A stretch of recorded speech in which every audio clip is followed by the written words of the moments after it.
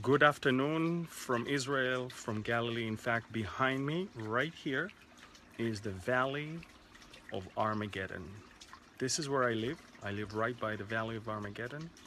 And I would like to update you all on a very important issue that happened over the last few hours that I believe is with a great significance here in the region.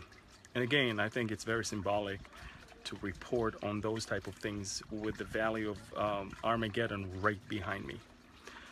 So what happened is that Russia just suspended the nuclear agreement that it had with the United States of America that was signed in the year 2000, by which both sides actually are to destroy each 35 tons or 34 tons each of plutonium, which is obviously to make nuclear bombs. The Russians, out of the blue, are claiming that the U.S. is not keeping its part of the deal. Obviously, it has really nothing to do with that. This is the growing tension in the Middle East, and it all has to do with Syria and with the American deployment of anti-missile defense system in Romania. And so what the Russians did in the last few hours, they made two moves, and both moves are quite interesting. The first one, they suspended the implementation of that agreement, which means that Russia is keeping to itself the right not to destroy plutonium, and God knows what he's going to do with it. We see already that tension is rising even in the nuclear, I would say, environment of both countries. Such rhetorics between the two countries has not been heard since the end of the Cold War. And I believe that what we're watching right now, it's even beyond what was there in the Cold War. But the second thing that Russia did over the last less than 24 hours, I would like to inform you that in order to stop any U.S. intervention in Syria, Russia just placed in Syria an important defense system against cruise missiles and in some aircrafts. Now, why is Russia doing that? First of all, Russia is placing the SA-23. This is the first time ever the SA-23 defense system, which is two different rockets that are being launched once it detects a flying cruise missile towards its target. The first one that is flying towards the cruise missile that is coming towards us, the small one is called the Gladiator, and the large one is called the Giant. Now, each and every one of them contains more than 130 kilograms of explosive, and it's supposed to destroy the cruise missile on its route to its target. Now, why this is a very important thing? For two reasons. One, the Russians are telling the Americans, if you're even thinking about striking in Syria, then you better think twice.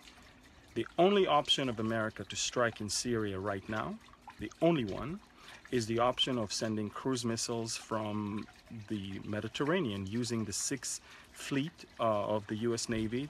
Several of those ships are right now off the shores of the Mediterranean. And the Americans are obviously keeping that right to themselves, but the Russians understand that if America is going to do that, we better secure their failure by having this SA-23 system deployed for the first time ever. That system, which is kind of new, crossed the border of Russia into a foreign country.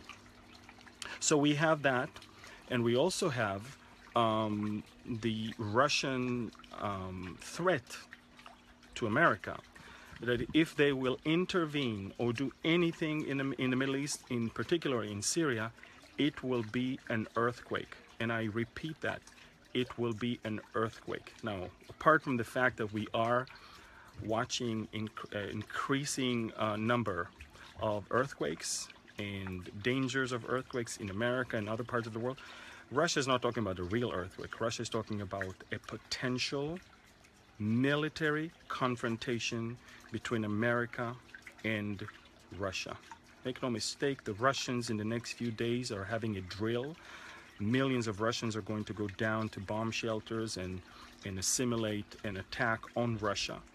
And we're used to those things here in Israel. We do it once or twice a year as a country. But for the Russians, this is quite unique. So the Russians are preparing their own people for something. And the Russians are preparing the ground in Syria for something. And the Russians are threatening the Americans with something.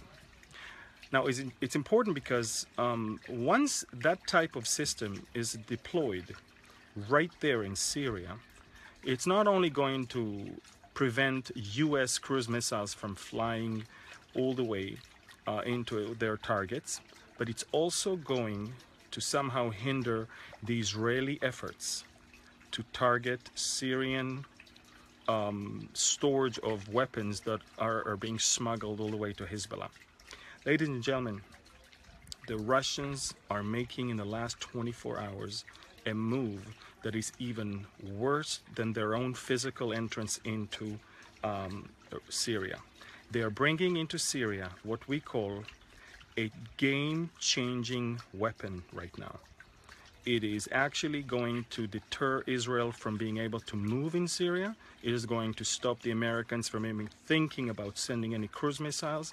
And it is going to send a message that from now on, not only that they are going to operate in defiance to US and European countries, but they are going to actually become aggressive, and they will attack anyone that is harming their interest in Syria.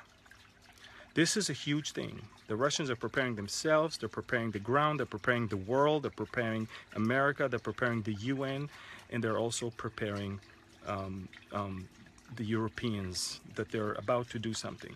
I think it's very interesting that behind me, the Valley of Armageddon, I believe that, of course, according to Revelation 16:16, this will be the place where they will gather their forces as they will move toward Jerusalem for the final war. Now, this war will be just when the saints are not here. This is part of the end of the Great Tribulation. This is the war that Jesus will come back and put an end to, and we will come back with him. But this is going to be a very serious one. And we can see how the world is indeed getting ready to it. So behind me, it's now the peaceful Valley of Armageddon. But it's not going to be staying peaceful for too long. Israel is safe, Israel is secure, Israel is prosperous like never before, probably. In fact, at the eve of the new year here in Israel, they have released many different polls. 83% of the Israelis are more than happy to live here, and more of those feel very secure in this country. Most Israelis have more than ever before financially, and Israel is doing good. And this is exactly what Ezekiel promised that will be in the land prior to the attack of Gog, the prince of Magog.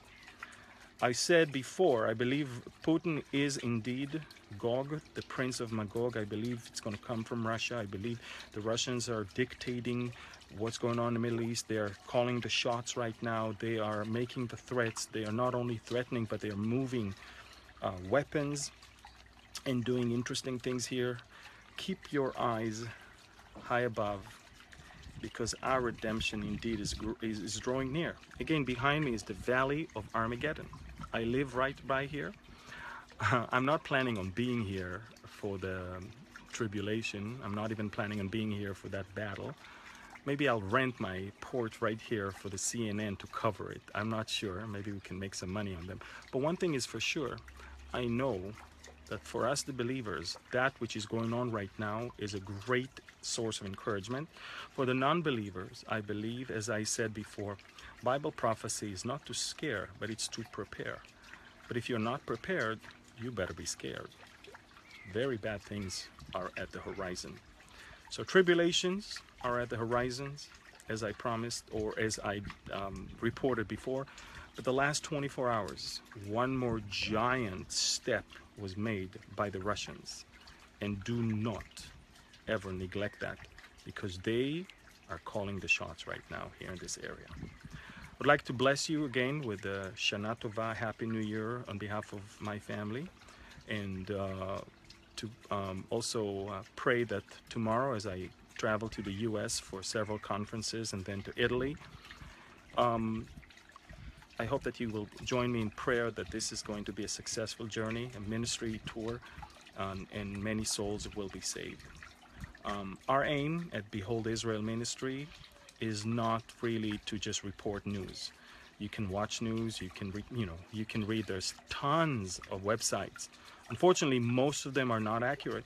Even those who call themselves Christians will report very, very wrong, and sometimes even, I don't even know where they get the information from, some sort of fantasy or something, which unfortunately makes all of us look bad, those who report on current events and those who speak and teach on Bible prophecy. So you have to stick to the truth. You have to, I live here. I live in this country. I know what is going on here. I live right by this valley behind me, the Valley of Armageddon. I'm not just reading the news, or I'm not just watching the news. I live the news right here in this country. So I count myself, I hope, as a very reliable source of information. If you don't have our app, get our app, Behold Israel, on the App Store, because you will get news reports on push notifications every day. Also, log on to our website, Twitter, and our Instagram, Behold Israel. That's what it's all about, to stay updated on what is going on. I love you all. God bless you. And shalom from the Valley of Armageddon, from the depth of the